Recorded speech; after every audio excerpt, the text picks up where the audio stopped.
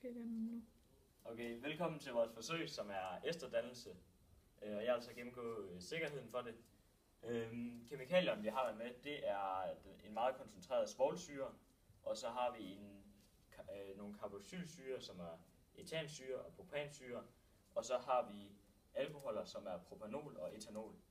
Og vi har valgt bare at gennemgå sikkerheden for de her 5 stoffer, i stedet for at tage alle stofferne som er i forsøget, fordi at de her stoffer, de dækker over alle de sikkerhedsenheder, vi skal have på, som handsker og kitler. Den første, det er etansyre, og den er meget brandfarlig, og så er den ætsende. Brandfarlig, der, ætsende, og så er den også lokalt irriterende. Så den er sgu meget farlig. Yes. Den næste, vi har, det er propanol. Den er også lokalt irriterende, og så er den meget brandfarlig herovre. Og så gør det, at den kan være irriterende for øjnene, de dampe, der kommer op, og så kan den gøre, at man bliver sådan sløv eller svimmel, hvis man indånder for meget af dampene her. Yes. Det næste, vi har, det er etanol, og etanol, den er meget brandfarlig. Ja. Og så, yes, det var det med. Det næste, det er den her svovlsyre her, og den er ætsende herovre. Og så skal man bruge, på grund af de her 5 ting, så skal vi bruge handsker, og så kittel, briller og udsugning. Okay, nu skal vi så lave vores forsøg. Og på den måde, vi starter med at lave vores forsøg, det er, at vi tager og laver et vandbad på ca. 100 ml vand, og det varmer vi så op til kogepunktet, og det lader vi så bare stå. Efter det, så tager vi vores reagensglas, og den har vi så selvfølgelig til at stå ind under udsugning, hvor vi så tager vores carboxylsyre og vores alkohol og vores koncentreret svovlsyre og blander sammen, hvor vi tager 2 dråber carboxylsyre og putter i, og så tager vi bagefter 6 dråber alkohol, og så tager vi 1 dråbe koncentreret svovlsyre, og til sidst så ender vi så med at putte vores pimpsten i. Og så tager vi og lige giver det lidt tid, dufter taget, noterer ned, hvad vi synes det dufter eller lugter af, og så sætter vi prop på. Sådan.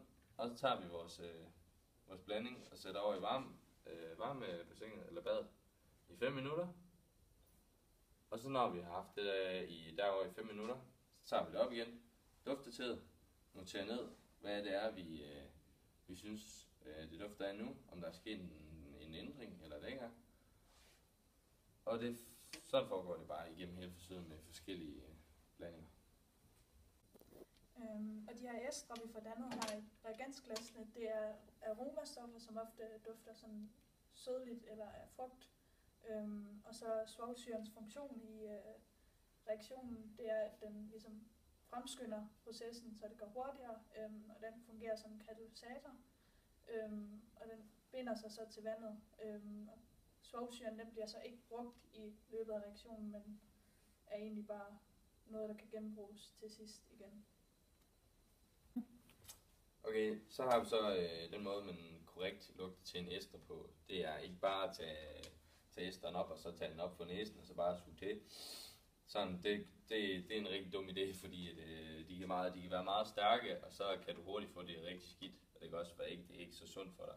Så den rigtige måde, det er, at du tager dine ester, og så tager du og lukker op for den, og så tager du ikke og sætter den ind under næsen eller op til hovedet. Du tager din hånd, og så vifter du lige så stille duften over imod dit hoved, eller dit ansigt eller næsen, og så kan du få duften på den måde. Vores resultater har vi valgt bare at tage en af de her esterreaktioner, i stedet for at tage dem alle sammen, for at gøre det lidt nemmere. Den første, det er, at vi blander den her carboxylsyre, som hedder etansyre, heroppe, og så blander vi med alkoholen, som er propanol. Og så får vi så dannet ester, der hedder propyletamat. og plus vand. Den her ester, den kommer til at lugte af pære, og alle ester, de har en endelse på noat. Og den her S-dannelse, den forløber så ved hjælp af en kondensationsreaktion, hvilket betyder, at der bliver lavet eller dannet vand som en form for rest, eller det sker ofte.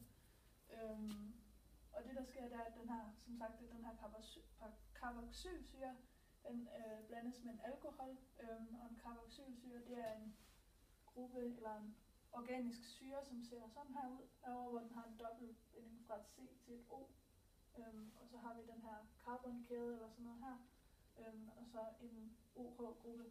Når alkoholen den har så den her OH-gruppe, som kendetegner den, og som carbonkæde herover. Og så ved hjælp af den her kondensationsreaktion, så får vi så dannet esteren, som ser sådan her ud. Formlen for den, hvor vi har et C til et dobbeltbunden O, og så går der så et O ud her, og så har vi en carbonkæde her og en herover. Og så er der så vand, som er H2O. Ester findes mange steder i industrien, for eksempel som det her materiale, som står for PET, og det står for polyetyl interftalat. Og det er så det her C10H804N. Og det er så i primært for eksempel emballage eller forhæng til badeværelsesbruser og sådan noget, og det kan også fås i sejl.